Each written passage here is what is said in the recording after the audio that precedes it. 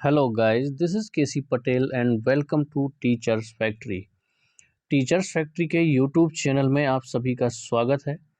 आज हम बात करने वाले हैं एमपी टेट वर्ग 3 के कट ऑफ के बारे में।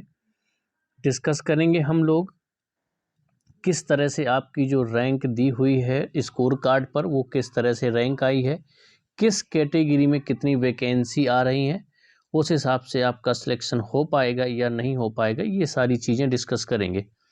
सबसे पहले हम डिस्कस करेंगे आपके नॉन गेस्ट फैकल्टी जो हैं उनके लिए जो वैकेंसी है वो 13,896 है। जो गेस्ट फैकल्टी के लिए हैं वो 4,631 वैकेंसी है, क्योंकि जो गेस्ट टीचर हैं उनके लिए 25% का रिजर्वेशन दे दिया गया है। उनके लिए जो 25% सीटें हैं वो आरक्षित हो चुकी हैं। ठीक है, जो टोटल वैकेंसी है आपकी 18,527 वैकेंसी है। तो पूरे कॉन्सेप्ट को पहले समझिए। सबसे पहले डिस्कस करेंगे हम जो नॉन गेस्ट की जो वैकेंसी है उनका कट ऑफ कितना जाने वाला है, कितनी रैंक तक का सिलेक्शन होने वाला है। तो वीडियो के अंत तक ज़रूर आप लोग बने रहें, तभी आप लोगों को सारी चीज़ें अच्छे से समझ में आएंगी। ठीक है, तो सबसे पहले बात करते हैं हम नॉन गेस्ट में 13,896 वैकेंसी हैं जो वो कैटेगरी वाइज कितनी कितनी वैकेंसी डिवाइड हो रही हैं। और जो गेस्ट की जो आपके कट ऑफ की बात है उसको लास्ट में डिस्कस करेंगे। जो गेस्ट फैकल्टी हैं उनको पहले ये भी समझना ज़रूरी है कि जो नॉन गेस्ट है उनकी कट ऑफ किस हिसाब से जाएगी, और जिन बच्चों के जो गेस्ट टीचर हैं और अच्छे मार्क्स हैं तो उन्हें क्या गेस्ट से ही अप्लाई करना चाहिए या फिर वो लोग नॉन गेस्ट से अप्लाई कर सकते हैं। इस सारी जानकारी के लिए आपको वीडियो के अंत तक ज़रूर देखना है, नहीं तो आपको आधी अधूरी चीज़ें समझ में आएगी। आपके जब तक कॉन्सेप्ट क्लियर नहीं होंगे कि ये जो रैंक है वो किस हिसाब से दी गई है, तब तक आप लोगों को अनुमान नहीं लग पाएगा कि हमारा सिलेक्शन होगा या नहीं होगा। ठीक है, तो ये सारी चीज़ें समझने के लिए ध्यान से सुनिए और वीडियो के अंत तक ज़रूर बने रहिए। तो वैकेंसी मैंने डिवाइड कर दी है। जो टोटल वैकेंसी है वो है आपकी 18,527। नॉन गेस्ट में वैकेंसी जो बचेंगी वो बचेंगी आपकी 13,896। गेस्ट फैकल्टी के लिए जो आपकी वैकेंसी हैं वो हैं 4,631। ठीक है, इसके बाद देखते हैं हम कैटेगरी वाइज जो रिजर्वेशन है। रिजर्वेशन की बात करें तो एसटी के लिए 20% का है, एससी के लिए 16%, ईडब्ल्यूएस के लिए 10%, ओबीसी के लिए 27%। तो बाकी जो 27% बचेंगी आपकी जनरल के लिए। तो 27% ओबीसी का इस हिसाब से है कि जो आपकी सीट आवंटित होंगी वो 27% पर ही होने वाली हैं। बस हाई कोर्ट के आदेश की वजह से 14% को ज्वाइनिंग दे दी जाएगी। बाकी जो 13% बचेंगे उनको होल्ड पर रखे जाना है। लेकिन आपकी जो सीटें हैं वो 27% पर ही आवंटित होंगी। उस 27% सीटों पर किसी और को अभी नहीं भरा जाएगा। 13% ओबीसी बच्चों को होल्ड करके रख दिया जाएगा। ये चीज़ आप लोग क्लियर करिए कि उनकी जो वैकेंसी हैं उन पर किसी और कैंडिडेट्स को या जनरल में वो सीटें नहीं जाएंगी जो 13% है, बल्कि ओबीसी कैंडिडेट को ही 13% जो बचेंगी उनमें होल्ड करके उन बच्चों को रख दिया जाएगा। हाई कोर्ट के फैसले के बाद उनको भी ज्वाइनिंग दे दी जाएगी अगर 27% का आपको रिजर्वेशन हाई कोर्ट की तरफ से क्लियर होता है। ठीक है, ये क्लियर हो गया आपका। अब बात करें तो 20% एसटी के देखेंगे तो 2779 वैकेंसी आपकी आएंगी एसटी कैटेगरी के लिए। एससी के लिए आपकी 2223 और ईडब्ल्यूएस के लिए आपकी 1389 आएंगी। ओबीसी के लिए 3751 और जनरल के लिए बचेंगी 3754, बल्कि 3751 ही बचनी चाहिए। लेकिन ये जो 3 पोस्ट बढ़ गई हैं वो ऐसा है कि पॉइंटों में तो पोस्ट हम ले नहीं सकते। जब हम 20%, 16%, 10% निकालते हैं, ठीक है, तो कुछ सीटें जो पॉइंटों में बच जाती हैं वो टोटल सीट हमने जनरल में काउंट कर ली है कि जो 3754 पोस्ट है वो जनरल में जाने वाली है। ठीक है, तो ये हो गए आपकी कैटेगरी। अब सबसे पहले आप लोग क्या करिए, एक सेकेंड रुकिए। आप लोगों को ध्यान देना है अपने स्कोर कार्ड में। जो मेल या फीमेल दोनों अपना स्कोर कार्ड निकालिए और एक चीज़ देखिए, मैं आपको बता देता हूँ किस तरह से उसमें रैंक मेंशन है। एक तो रैंक होगी आपकी कंसोलिडेटेड, इसके बाद यूआर जनरल की, इसके बाद आपकी SC ST OBC या फिर EWS की रैंक दी होगी। अब इस रैंक में बात यह है कि जो आपकी SC में फीमेल है उनकी फीमेल रैंक तो दे दी गई है, इसी तरह ST में जो है वो आपकी फीमेल रैंक दी होगी, OBC में भी आपकी फीमेल रैंक दे दी गई है। अब फीमेल रैंक दे दी गई है यानी कि उस कैटेगरी में जो आपकी रैंक है वो फीमेल की अलग से मेंशन कर दी गई है। लेकिन जो आपकी मेल कैंडिडेट की रैंक बनाई गई है उसमें आपका जैसे मान लीजिए कि OBC नील ओपन में आपकी रैंक होगी, ये मेल कैंडिडेट के लिए है। मेल कैंडिडेट की अलग से रैंक नहीं बनाई गई है कि ये OBC मेल कैंडिडेट की रैंक इतनी है, ये स्कोर कार्ड में नहीं दिया है, आप लोग देख सकते हैं।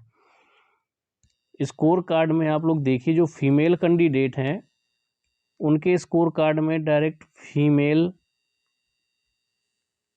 OBC फीमेल इस तरह से रैंक दी है, या SC फीमेल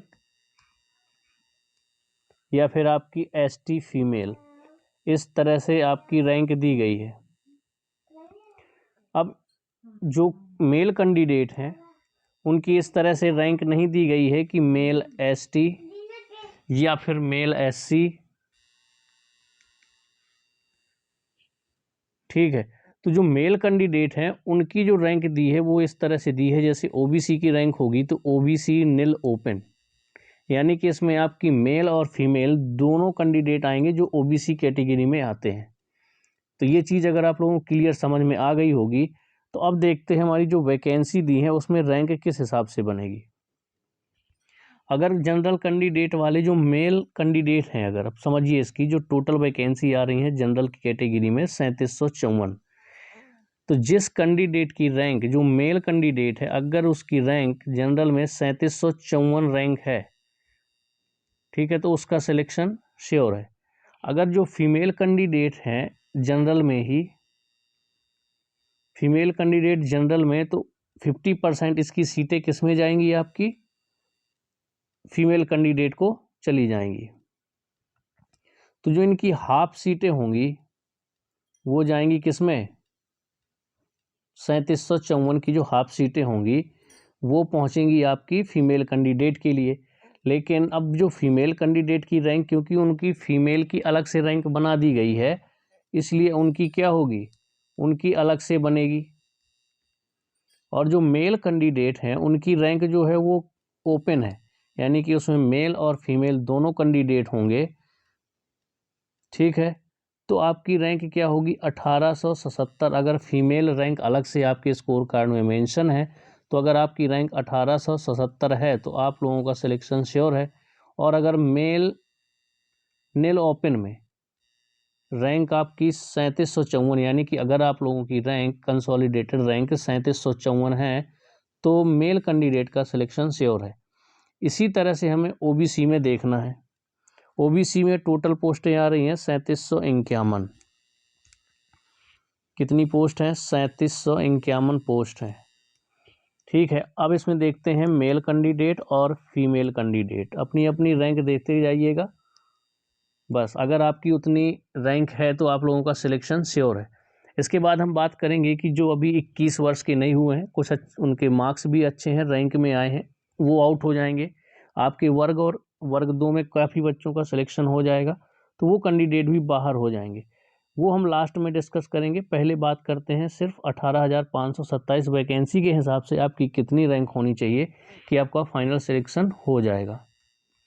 तो अब बात करते हैं हम मेल कैंडिडेट की।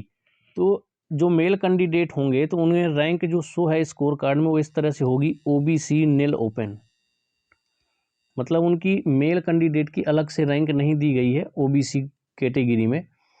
तो उनकी जो रैंक होगी वो अगर 3751 रैंक आपकी मेल में है आपकी, यानी कि OBC नील ओपन में अगर 3751 आपकी रैंक है तो आप लोगों का सिलेक्शन हो जाएगा। इसी तरह अगर बात करें हम फीमेल की, तो फीमेल कैटेगरी की अलग से रैंक बना दी गई है, तो उनकी रैंक जो है इससे हाफ होनी चाहिए, क्योंकि 50% सीटें फीमेल्स की होंगी। तो कितनी सीटें बचेंगी उनके लिए?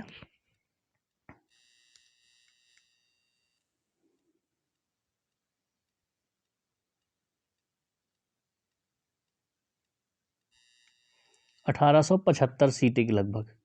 ठीक है, अगर उनकी रैंक आपकी 1875 है फीमेल्स ओबीसी में, तो आप लोगों का सिलेक्शन हो जाएगा, जो अगर ओबीसी फीमेल में रैंक आपकी 1875 तक है। इसी तरह से आपको देखना है एससी एसटी के लिए। ठीक है, तो एससी के लिए कितनी सीटें आ रही थी यहाँ पर हम डिस्कस करते हैं। अब जो आपका, एक सेकेंड थोड़ी इरेज कर लेते हैं इसको।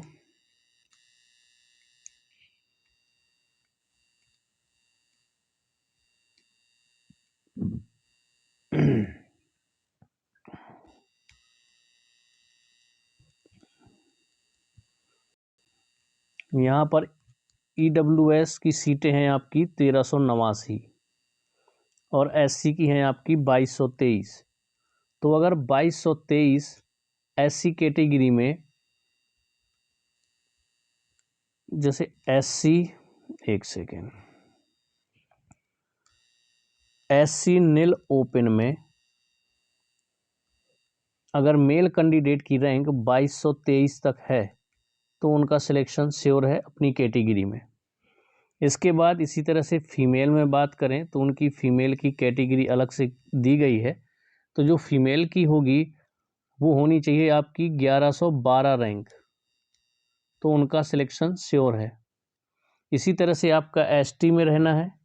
अगर आपने पहले के कॉन्सेप्ट समझ लिए हैं तो आपको समझ में आ गया होगा कि किस तरह से रैंक बताई जा रही है मेल और फीमेल की। मेल कैंडिडेट में जो है अलग से मेल कैंडिडेट की रैंक डिसाइड नहीं की गई है स्कोर कार्ड में, बल्कि आपकी जो फीमेल कैंडिडेट की रैंक है वो अलग से मेंशन की गई है कि आपकी एससी कैटेगरी में फीमेल में इतनी रैंक है। लेकिन अगर मान लो एससी कैटेगरी मेल की रैंक है तो उसमें एससी नील ओपन में आपकी रैंक दी गई है। इसका मतलब ये है कि एससी में आपके मेल और फीमेल सारे कैंडिडेट काउंट होंगे उसमें। ठीक है, इसी तरह जो एसटी है तो कितनी वैकेंसी आने वाली है? 2779। अब 2779 वैकेंसी है अगर, तो अगर मेल कैंडिडेट की एसटी ओपन में, एक सेकेंड, अगर एसटी ओपन में आपकी रैंक 2779 तक है तो आप लोगों का सिलेक्शन श्योर है। अगर फीमेल कैंडिडेट की बात करें तो इसको 50% कर दीजिए, जो भी रैंक बनेगी वो फीमेल कैंडिडेट में उनका सिलेक्शन हो जाएगा अगर उतनी रैंक है। चलिए काउंट वो डिवाइड कर देते हैं 2 से।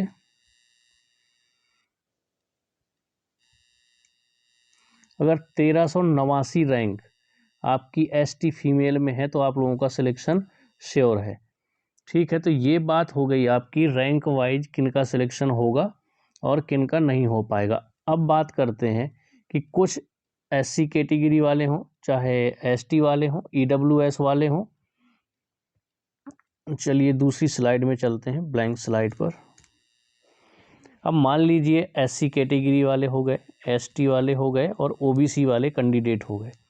अब इन बच्चों के जिनके मार्क्स अच्छे हैं और जो जनरल में जिनको सीटें मिल जाएंगी, तो एससी एसटी और ओबीसी वाले बच्चों को कम रैंक वालों को भी क्या हो जाएगा?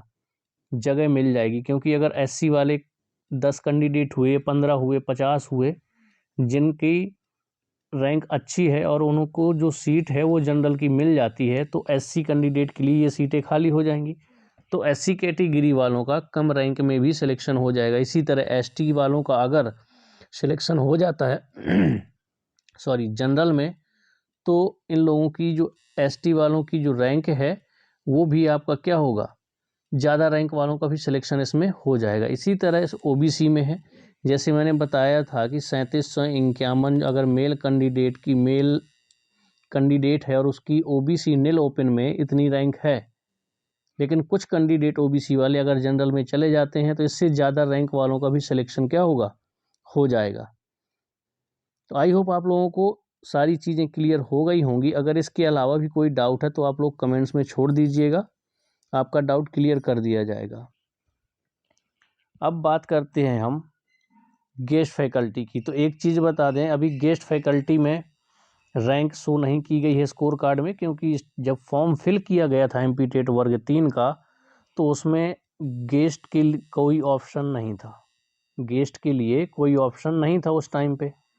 तो जो आपका स्कोर कार्ड है उसमें गेस्ट फैकल्टी की रैंक अभी शो नहीं हो रही है, तो उसकी जो रैंक है वो हो सकता है जब 17 से 24 तारीख तक गेस्ट फैकल्टी की नवंबर में जो काउंसलिंग शुरू होने वाली है वर्ग 3 की, तो उसमें आपका ऑप्शन ओपन हो जाएगा, गेस्ट वाले अपना फिल कर सकते हैं। इसके बाद अगर रैंक आती है तो समझ में आएगा। लेकिन एक चीज़ याद रखना कि जो गेस्ट वाले हैं वो गेस्ट से अप्लाई करेंगे तो उन्हें ज़्यादा फ़ायदा रहेगा, क्योंकि गेस्ट का जो कट ऑफ है वो काफ़ी कम जाने वाला है।